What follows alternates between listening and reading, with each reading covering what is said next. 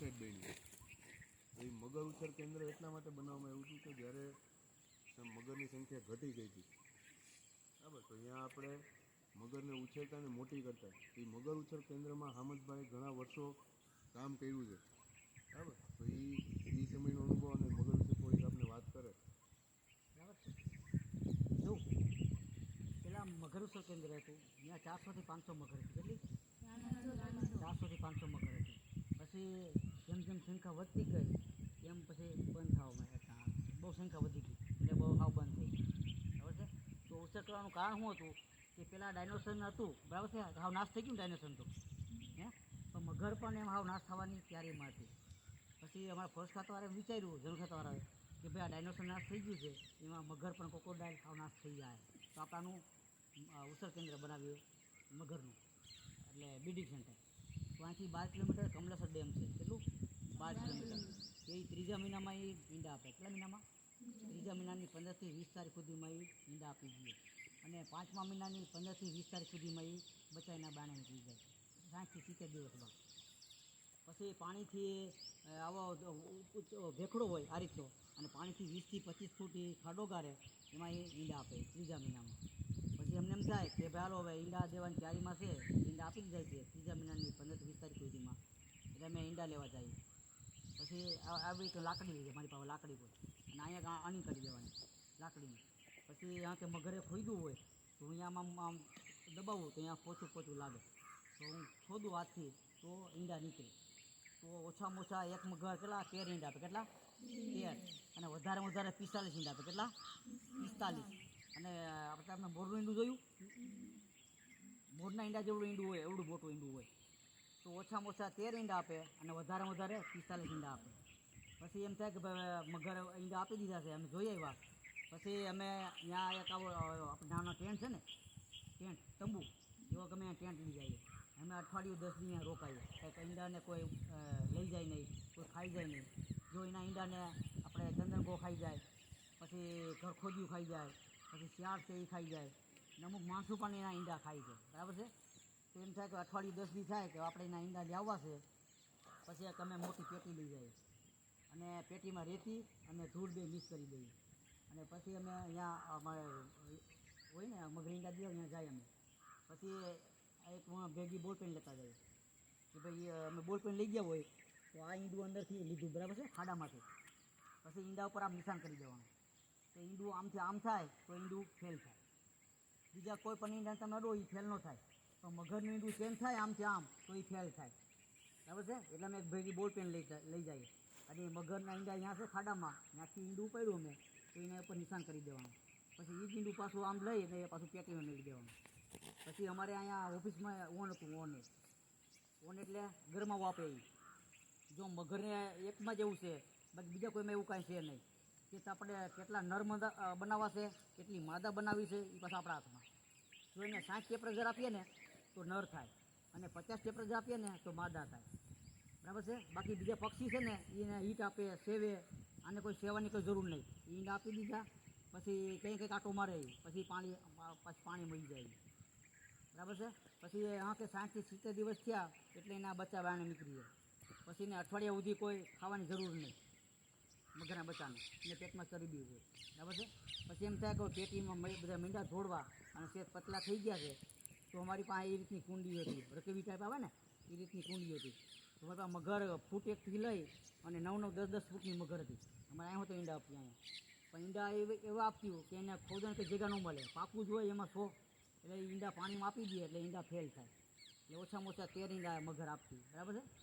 તો એમ છે કે બચ્ચા બહાર નીકળી ગયા છે તો પાણીમાં મેળી દીધા આપણે તો અઠવાડિયા 10 સુધીને કોઈ ખોરાકની જરૂર નહીં. પછી એમ થાય કે આને જરૂર છે ખોરાકની તો મચ્છીનો કાં મટનનો એનો ઝીણો ઝીણો ખીમો કરી એને અમે આપીએ ખાવા. પછી મગરને 66 દાંત હોય. કેટલા? 66 દાંત હોય. એ મરે ત્યાંથી જેવી આપણે જલમ થાય ત્યાંથી લઈ અને મરે ત્યાં સુધી એ 66 દાંત રહીએ.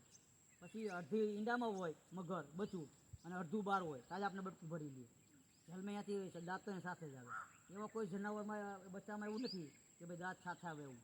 આપણે ચોખા હોય ને ચોખા એવડા એવડા દાંત હોય એના, અને આપણે ગરોળી હોય ને ઘરમાં ગીત ગરોળી એવડું મોટી એવડું બચ્ચું બહાર નીકળે, બરાબર છે. પછી બીજા બાબતમાં એને જીભ ના હોય, આપણે જીભ ઉપર કુદરત આપી, જીભ ઉપર આપણને આપી એમ બોલવા માટે. બીજું હા, ખાટું મોરું તીખું કડવું લાગે ને તો આને જીભ ના હોય, બરાબર છે. કોઈ પણ વસ્તુ ડાયરેક્ટ ગળી જાય, અને દાંત છે ને એ ખાલી પકડવા માટે છે, ચાવવા માટે નથી.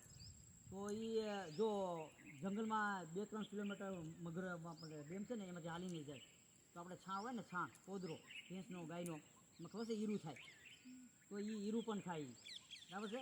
પછી કોઈ ડેડકા છે, કોઈ જનાવર પકડી લે, બધું ખાય, તો ડાયરેક્ટ ગળી જાય, ચાવે નહીં. પછી એને હજમ કરવા માટે આવા કાંકરા ખાય. પછી જેવડી મગર, મોટી મગર હોય ને તો આથી મોટા મોટા કાંકરા ખાય ભેગા. પછી હા કે હજમ થઈ ગયું એટલે પાછા કાંકરાને કાઢી નાખે, બરાબર છે. પછી એના આંખની ઉપર એક કવર આવે, આપણે કેમ ચશ્મા પહેરીએ ને એના પર એક કવર આવે, તો પાણીની અંદર હોય ને તો પણ દેખાય ઉપર, અહીં નાખ્યું હોય ઉપર. પછી કોઈ ઉપર કોઈ જંગલી આપણે વાંદરું આવ્યું હોય, જંગલી ભૂંડ આવ્યું હોય, કોઈ હરણ આવ્યું હોય, કોઈ કૂતરું આવ્યું હોય, કોઈ બકરું, તે જ પકડી લે, જમ્પ મારી અંદર પાણીમાંથી, બરાબર છે. પછી નીચેનું ચામડું છે ને એ બહુ કિંમતીદાર છે, એટલે એને બહુ પહેલાં શિકાર કરતા, એટલે બહુ સંખ્યા ઓછી હતી. તો જે રીતના 7 રૂપિયા કેવો ભાવ હતો, તો લેડીઝ ઘડિયાળના પટ્ટા બનેના, ચંપલ બને, પર્સ બને, એવું પહેલાં બધું બનાવતા, બરાબર. પછી એમ થાય કે ભાઈ આપણે હવે મગરને છોડવાની થાય છે, તો 5 વર્ષની થાય ને એટલે મીટર એકની થાય, કેટલી 3 ફૂટની મીટર એકની 5 વર્ષે. તો આપણે એમ થાય કે ભાઈ આ મગરને આપણે છોડવાની છે, બરાબર છે. તો મગરનું પૂંછડું છે, વાંસલા 2 પગ છે, ત્યાંથી આમ પૂંછડું સ્ટાર્ટિંગ થાય, બરાબર છે. તો એમાં 2 લાઈન હોય, મગરના પૂંછડાની ઉપર 2 લાઈન હોય, અને પછી સિંગલ લાઈન આવે, બરાબર છે. તો એ ઉપરની લાઈન આવીને એમાં ઓલા કાંટા હોય ને ઉપર પૂંછડા પર, એ 18 જ હોય, અને નીચે સિંગલ લાઈન ગઈ ને એમાં 18 જ હોય, બરાબર છે. તો આપણે એને ગણતરી કરવી હોય તો કઈ રીતે કરાય? તો અટાણ તો 2024 હાલે, 24 હાલે ને 2024, તો એમાં આ એના ઓલા કાંટા તો 18 જ છે, બરાબર છે. તો એની ગણતરી કેમ કરવાની? તો હું કહું એમ કરવાની કે ભાઈ ઉપરની લાઈન આવી છે એ ડબલ લાઈન, એમાંથી બીજું કાપવાનું, ઉપરથી બીજું, કેટલું બીજું, આગળ તમે સમજ પડી જાય. અને સિંગલ લાઈન ગઈ એમાંથી 10મું કાપવાનું, કેટલું 10મું, એટલે 2010. બેઠું મગજમાં? ઉપરની લાઈન આવી ડબલ, એમાંથી બીજું કાપવાનું, અને સિંગલ લાઈન ગઈ એમાંથી 10મું કાપવાનું, એટલે 2010 થઈ ગયું ને. 2010. તો ક્યાંય મરેલી મળી હોય, અમે રેસ્ક્યુ કરવા ગયા હોય, ક્યાંય જીવતી મળી હોય, તો એ આપણે કાંટા છે ને આપણે કાપીએ ને, આપણે કેમ નખ કાપીએ એમ કાપીએ આપણે, તો એ અણી ન થાય ને, એ બાંડું જ રહે, બાંડું. એટલે આપણે ખબર પડી જાય કે આપણે આ સાલમાં આપણે આ મગર છોડેલી છે, બરાબર છે. પછી સિંહને ન કેટલા હોય આંગળા? ટોટલ કેટલા હોય? નહીં, હા 18 હોય, બરાબર છે આંગળા એના. તો મગરને આંગળા 18 હોય, પણ નખ ખાલી 12 જ હોય. કેટલા? 3 નખ જ હોય, બાકીના આંગળા એના બૂઠા હોય, જલમૈયાથી લઈ અને મળતા સુધીની. પછી 3 પ્રકારની મગર થાય. કેટલા પ્રકારની? 3 પ્રકારની. એક ખારા પાણીની, એક માસ ક્રોકોડાઇલ, અને એક એલિગેટર ઘડિયાળ આવે, આમ લાંબુ મોઢું હોય અને પતલું મોઢું હોય, એલિગેટર ઘડિયાળ. તો 3 પ્રકારની મગર થાય, બરાબર છે. પછી અમે રેસ્ક્યુ કરવા જઈએ તો કઈ રીતે પકડવાની? તો કે ભાઈ આપણે પછી જેવડી મગર, પછી અમે એના ડોકમાં ગારીઓ નાખી દઈએ, આમ ભેંસને ગાયને બકરાને ગારીઓ નાખીએ, એમ એના ડોકમાં ગારીઓ નાખી દો રસીનો. પછી આવી મારી પાસે એક લાકડી છે, એને અમને આ રીતે 2 લાખ બનાવી. તો આ રીતે હું ધક્કો મારું તો રસી બેસી જાય ને ડોકમાં, બરાબર છે. પછી હમો માણસ હોય એને હું દઈ દઉં, ભાઈ તો આલે આ રસી પકડ. ને પછી જેવડી મગર જેટલા અમે માણશું, પછી મારી પાસે કાં ગોદડું હોય, કાં ધાબરો કોથરો હોય, અને કાં ઝાર હોય, તો એની આંખ ઉપર નાખી દઉં, એની આંખ ઉપર જ હોય, એની આંખ ઉપર રાખી દઉં એટલે એને કાંઈ દેખાય નહીં, ખુશામાં ન આવે, બરાબર છે. પછી હું કહું 1, 2 ને 3 એટલે દબાવી દેવાની બધાને. જો એ ન દબાવે અને હું દબાવી દઉં ને આમ પલટી મારી જાય તો એ હાથ છે પગ છે ગમે એ પકડી લે, અને પકડી લે તો એ કાપવું જ પડે, છોડે નહીં. અને કદાચ ને મારા જો કોઈ ભેગું હોય અને કોઈને પકડી લીધા હોય તો એને છોડાવવું કેમ?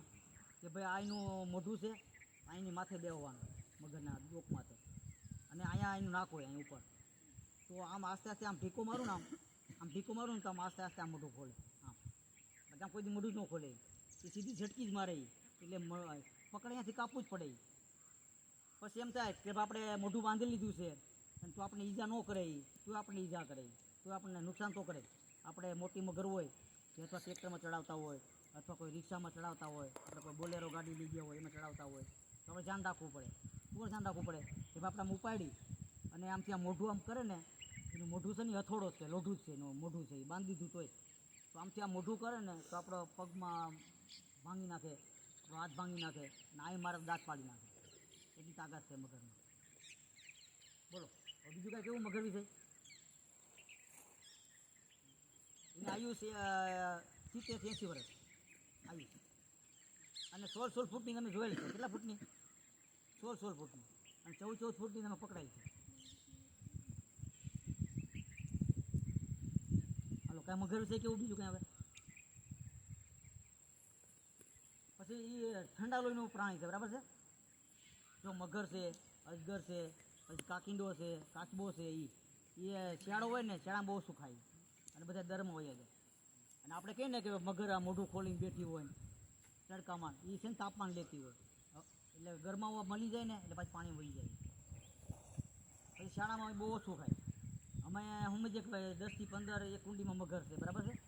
તો અમે એને થોડુંક મટન નાખીએ, 20-25 પીસ મટન નવડાવડા ગણીને અમે નાખીએ કે 20 થી 25 પીસ એને નાખ્યા તો અમે સવાર આવીએ તો એમને પીસ પડ્યા હોય મટનના કે મચ્છીના. પછી સવાર અમે આવીએ અને કાગડાને નાખી દઈએ. પછી એ ઉનાળો આવે, તડકો એકદમ પડે તો અમને લોક ન ખોલવા દઈએ, ત્યારે તમારા પગમાં આવી જાય. હાલો બીજું કાંઈ? મગર વિશે કાંઈ પણ પૂછવાની છૂટ, અને સાચો જ જવાબ, ખોટો જવાબ નહીં.